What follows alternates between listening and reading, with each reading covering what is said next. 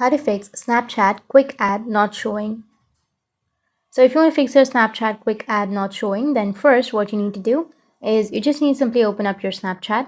And here, if your quick ad is not working, then the first solution is to just remove the Snapchat application from your background and relaunch your Snapchat.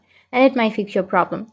But if that doesn't fix your problem, the next thing you need to do is just open up your Play Store and tap on search, which is on the bottom right, and search for Snapchat. Once you've searched, now if you have any updates under your Snapchat, you just need to simply go with update and update your application.